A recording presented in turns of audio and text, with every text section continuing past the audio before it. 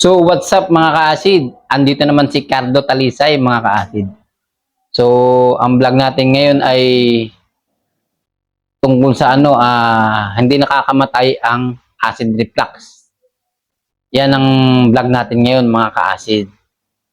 Ngayon, kakamustahin ko muna kayo lahat mga ka-acid natin. Kamusta kayong lahat? Sana ayos kayo sa mabuti kayong kalagayan. Kung ano man mga ginagawa nyo sa buhay, ingat lagi kayo. Ito yung mga ka-acid, yung talagang hindi naman talaga nakakamatay yung acid reflux.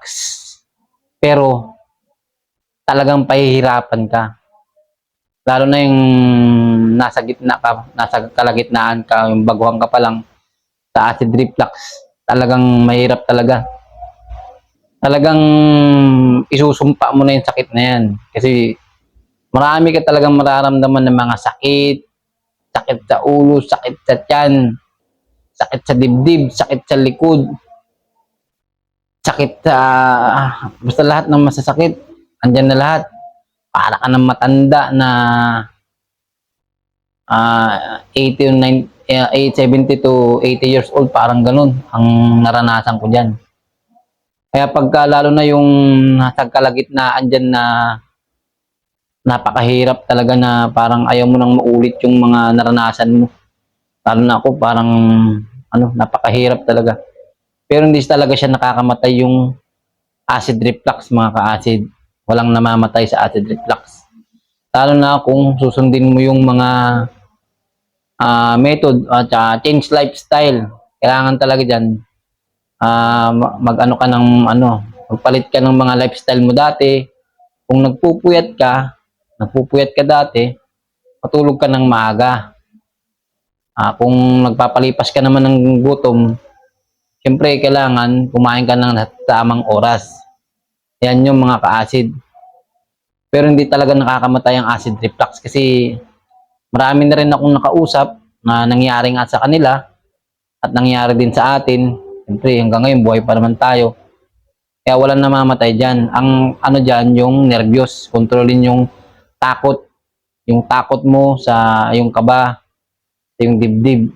Marami tayong kaibigan na gumaling sa acid reflux at nakipagkwentuhan din tayo dati kung paano yung mga ginawa nila. Ayun, nakarecover sila. Kaya siyempre, ang isip ko talaga din dati, makaka-recover din ako. Pero siyempre, ikaw ang mag-iisip ka, lalo na yung ngayon mga baguhan pa lang. Mag-iisip ka, bakit ang tagal ko gumaling? 1, 2 years, 1, 3 years. Ang tagal ko gumaling. Iyan po ay iniisip mo na lagi yung nararamdaman mo. Yun na po yung pumapasok yung anxiety. Lagi ka na po nag-iisip ng mga negative sa buhay.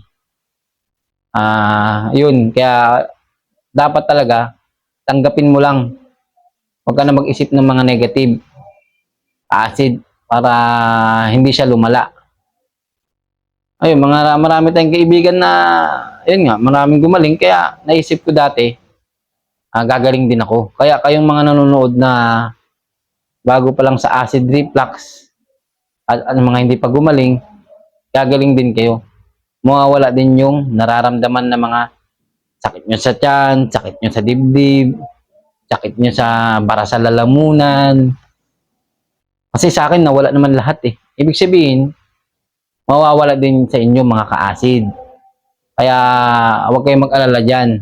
Tipin nyo lang na pinaprocess pa yung inyong katawan, parang pinoproseso pa. Hindi naman kasi ang sakit, hindi yan basta-basta na isang araw, galing ka na agad. Hindi yan. Hindi ganyan yan. Kasi kung kailan natin hanggang matagal natin inabuso yung katawan natin, siyempre matagal din ang galingan yan. Ganun yan. Ngayon, kung inabuso mo ng sobra-sobra yung katawan mo, katulad ako, dati umiinom ako ng walang kain, hindi ako kumakain. Halos namumulutan ako pero hindi ako kumakain. Talagang inuman, magdamagan pa yan mga ka-acid. Tapos kakain ako pag natapos na inuman. Mali yun. Pero ngayon, nagsishot tayo, pero siyempre hindi naman porkit na nagiinom tayo ngayon ay abusuin na natin yung katawan natin. May okasyon na lang. Pag may okasyon na lang tayo mga ka-acid. Siyempre pakikisama na lang sa mga kasama natin sa buhay. Para makapagkwentuhan din. Ganun lang mga ka-acid. Pero hindi na tayo naghahanap ng alak sa ating katawan na katulad dati na talagang nagiinom tayo na gusto natin uminom hanggang kailan. Kinabukasan, ganyan. Hindi na tayo ganun. Yun mga ka-acid, yung mga yung mga sa baguhan pa lang sa acid reflux, panoorin nyo ng mga video ko, paano ko naka-recover, yan, may sinabi naman na ako dyan kung ano yung mga kinain ko, at saka nakita nyo naman sa mga video ko, kung ano yung mga kinain ko, at ano yung mga ginawa ko. Yan, tinuloy-tuloy ko lang ang buhay. Yan, wala talagang nakakaalam kung hanggang kailan tayo dito sa mundo, mga ka-acid, yun ang totoo. Kaya hanggat nandito tayo sa mundo, gumawa tayo ng mabuti. Sa mga ka-acid ko dyan na hirap pa din, nag-ano pa, lumalaban pa rin sa acid reflux, manahig lang kayo kay Lord. Nagabayan niya rin kayo, tayong lahat. So, ayan mga ka-acid, sana may na-share akong konting kaalaman. Andito si Cardo Talisay, nag-share lang sa inyo ng mga naranasan ko sa acid reflux at sa anxiety. Kaya mag-iingat kayo and God bless sa inyo lahat.